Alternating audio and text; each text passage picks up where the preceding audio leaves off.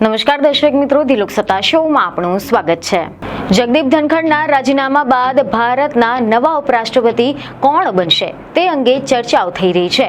ભારતના 14મા ઉપરાષ્ટ્રપતિ જગદીપ ધનખડે 21મી જુલાઈએ સ્વાસ્થ્યના કારણોસર રાજીનામું આપી દીધું હતું। તેમનો કાર્યકાળ 10મી ઓગસ્ટ 2027 સુધી ચાલવાનો હતો, પરંતુ સત્તાવાર રીતે તેમના રાજીનામા પાછળના કારણો હજુ સુધી સામે નથી આવ્યા।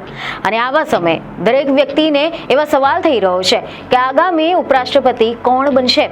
જો કે ઉપરાષ્ટ્રપતિ પદ મેળવવાની રેસમાં અનેક નામો હાલ તો ચર્ચામાં ચાલી રહ્યા છે, જેમાં ગુજરાતથી પણ નવું નામ સામેલ થયું છે।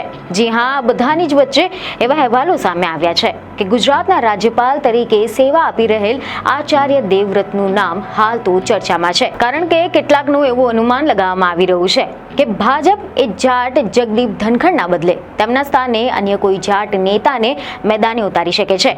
અને જો ઉમેદવારની પસંદગીમાં જાટ સમુદાયની લાગણીઓને પ્રાથમિકતા આપવામાં આવે તો ભાજપ ગુજરાતના રાજ્યપાલ આચાર્ય દેવવ્રતને તક આપી શકે છે। જો કે હાલ તો ભારતીય જનતા પાર્ટીએ હજુ સુધી ઉપરાષ્ટ્રપતિ પદની ચૂંટણી માટે ઉમેદવારની જાહેરાત નથી કરી, પરંતુ એવું કહેવામાં આવી રહ્યું છે કે પાર્ટીએ આ મુદ્દા પર વિચાર વિમર્શ શરૂ કરી નાખ્યા છે। તો બીજી તરફ ભારતીય ચૂંટણી પંચે પણ ઉપરાષ્ટ્રપતિની ચૂંટણી માટેની તૈયારીઓ શરૂ કરી નાખી છે અને રિટર્નિંગ ઓફિસરની નિમણૂક કરી છે અને મતદાનની તારીખ પણ જાહેર કરી નાખી છે। પરંતુ હજુ સુધી એ સ્પષ્ટ નથી કે શાસક પક્ષ તરફથી ઉપરાષ્ટ્રપતિ પદના ઉમેદવાર કોણ હશે, પરંતુ હાલ તો એક અનુમાન અનુસાર ભાજપના ઉપરાષ્ટ્રપતિ પદના ઉમેદવાર માટે નવું જ નામ સામે આવ્યું છે, જેમાં આચાર્ય દેવવ્રતનું નામ ચર્ચામાં છે। હવે રિપોર્ટ મળી રહ્યા છે કે સંસદના ચોમાસુ સત્રના પહેલા દિવસે જ્યારે અચાનક જ ઉપરાષ્ટ્રપતિ પદ પરથી જે જગદીપ ધનખડે રાજીનામું આપ્યું હતું તે રાજસ્થાનના જાટ સમુદાયમાંથી આવે છે અને આચાર્ય દેવવ્રત પણ જાટ સમુદાયના છે અને હરિયાણાથી આવે છે। હરિયાણામાં પણ જાટ સમુદાયે લાંબા સમયથી જ જનાદેશ નક્કી કરવામાં પોતાની મહત્વપૂર્ણ ભૂમિકા ભજવી છે। હવે જો આપણે વાત કરીએ કે આચાર્ય દેવવ્રત કોણ છે, તો એવા અહેવાલ મળી રહ્યા છે કે આચાર્ય દેવવ્રતનો જન્મ 18મી જાન્યુઆરી 1959ના રોજ પંજાબના સમાલખામાં થયો હતો અને તેઓ આર્ય સમાજના ઉપદેશક છે અને હરિયાણાના કુરુક્ષેત્રમાં અને એક ગુરુકુળના આચાર્ય તરીકે તેમને કામ કરી ચૂક્યા છે।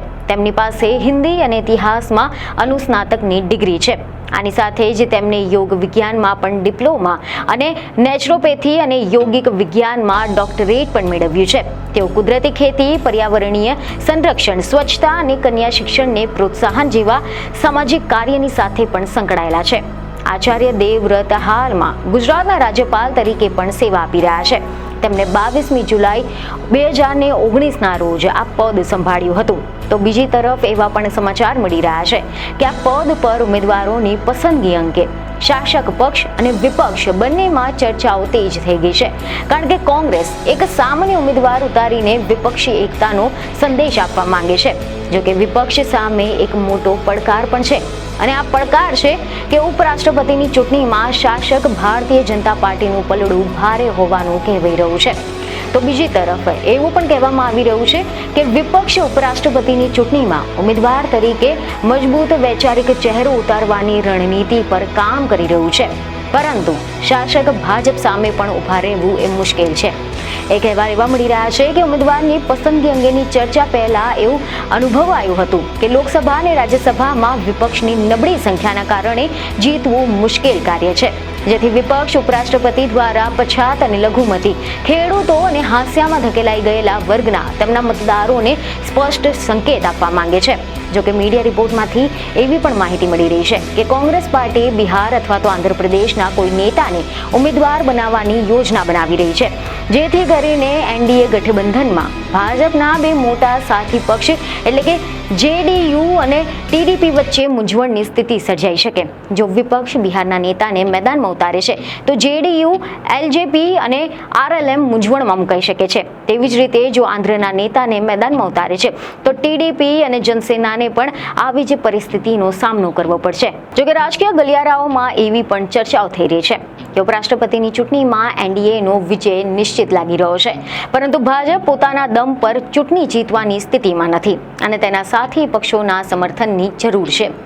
એનડીએ પાસે સંસદના 2 ગૃહોમાં 418 સાંસદો છે અને આ ઉપરાષ્ટ્રપતિની ચૂંટણી જીતવા માટે જરૂરી છે કે 392 સભ્ય કરતાં 26થી વધુ હોય. આ ઉપરાંત એનડીએને મનિત અને અપક્ષ સાંસદોને ટેકો પણ મળી શકે છે, પરંતુ જો કોંગ્રેસ રણનીતિના ભાગરૂપે બિહાર અથવા તો આંધ્રપ્રદેશના કોઈ નેતાને મેદાનમાં ઉતારે છે અને તેને ભાજપના સાથી પક્ષોને ટેકો મળે છે તો એનડીએ માટે મુશ્કેલ પરિસ્થિતિ બની શકે છે. તમે જણાવી દઈએ કે આગામી ઉપરાષ્ટ્રપતિના સંભવિત નામ અંગે કોંગ્રેસના સાંસદ શશી થરૂરે પણ મહત્વનું નિવેદન આપ્યું હતું.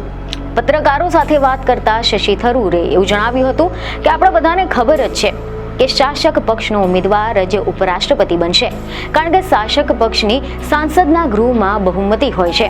અને આની સાથે જ ચૂંટણી પ્રક્રિયા અંગે આ માહિતી આપતા શશી થરૂરે જણાવ્યું હતું કે ઉપરાષ્ટ્રપતિ પદની ચૂંટણી એ સંસદના બંને ગૃહો દ્વારા કરવામાં આવે છે. આ ચૂંટણી રાષ્ટ્રપતિની ચૂંટણીથી અલગ હોય છે. રાષ્ટ્રપતિની ચૂંટણીમાં રાજ્ય વિધાનસભાના સભ્યો પણ મતદાન કરી શકે છે, પરંતુ ઉપરાષ્ટ્રપતિ પદની ચૂંટણીમાં એવું નથી હોતું. આપણે પહેલાથી જ જાણીએ છીએ કે બહુમતી કોની છે, જેથી કરીને શાસક પક્ષ દ્વારા નામાંકિત ઉમેદવારો જ આગામી ઉપરાષ્ટ્રપતિ બની શકે છે. જોકે શશી થરૂરે એમ પણ કહ્યું હતું કે મને આશા છે કે શાસક પક્ષ ઉપરાષ્ટ્રપતિની ચૂંટણી અંગે વિપક્ષ સાથે પણ ચર્ચા કરશે. તમે જણાવી દઈએ કે ઉપરાષ્ટ્રપતિનો ચૂંટણી પ્રક્રિયા એવી રીતે થાય છે કે તે માત્ર લોકસભા અને રાજ્યસભાના મતદાતાઓ દ્વારા કરવામાં આવે છે. ભારતીય સંસદોના બંને ગૃહોની કુલ સંખ્યા 782 છે અને જો બધા જ મતદાતા મતદાન કરે છે તો ઉમેદવારોનો વિજય મેળવવા માટે 391 મતની જરૂર પડતી હોય છે.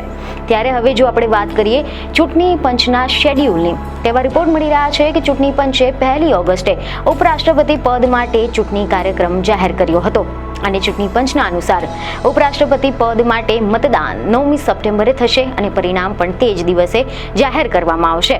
ચૂંટણી પંચ દ્વારા જાહેર કરાયેલા સમયપત્રક મુજબ ચૂંટણી માટે સત્તાવાર સૂચના 7મી ઓગસ્ટે જારી કરવામાં આવશે અને આના પછી રસ ધરાવતા ઉમેદવારો 21 ઓગસ્ટ સુધીમાં પોતાનું નામાંકન દાખલ કરી શકશે. 22 ઓગસ્ટે ઉમેદવારી પત્રોની ચકાસણી કરવામાં આવશે અને મતદાન અને પરિણામો એક જ દિવસે એટલે કે 9મી સપ્ટેમ્બરે જ જાહેર કરવામાં આવશે. તમે જણાવી દઈએ કે એવા સમાચાર મળ્યા હતા કે જગદીપ ધનખરે સ્વાસ્થ્યના કારણોસર 21મી જુલાઈ 2025ના રોજ ઉપરાષ્ટ્રપતિ પદ પરથી રાજીનામું આપી દીધું હતું. તેમણે ઓગસ્ટ 2022માં પદ સંભાળ્યું હતું અને તેમનો કાર્યકાળ ઓગસ્ટ 2027 સુધીનો હતો, પરંતુ તેમને લગભગ 2 વર્ષ પહેલા જ આ પદ છોડવાનો નિર્ણય લઈ લીધો હોવાનું પણ કહેવાઈ રહ્યું છે. જેથી હવે આ પદ માટે ચૂંટણી થવાની છે અને બંધારણના અનુચ્છેદ 66 મુજબ ઉપરાષ્ટ્રપતિની પસંદગી સંસદના બંને ગૃહોના સભ્યો ધરાવતી ચૂંટણી મંડળના સભ્યો દ્વારા પ્રમાણસર પ્રતિનિધિત્વ પ્રણાલી દ્વારા કરવામાં આવે છે. સંસદના બંને ગૃહોના સભ્યો તેમાં ભાગ લે છે. દરેક સભ્ય ફક્ત એક જ મત આપી શકે છે. રાષ્ટ્રપતિની ચૂંટણીમાં સંસદના સભ્યોની સાથે ધારાસભ્યો પણ મતદાન કરી શકે છે, પરંતુ ઉપરાષ્ટ્રપતિની ચૂંટણીમાં પરિસ્થિતિ કંઈક અલગ હોય છે. ત્યારે હવે જોવાનું રહ્યું કે આખરે આ પદ પર કોણ બિરાજમાન થશે, પરંતુ ત્યાં સુધી આ અંગે તમારું શું કહેવું છે તેમને કોમેન્ટમાં જરૂરથી જણાવજો. બીજને ખબર સાથે ફરી મળીશું. ધન્યવાદ.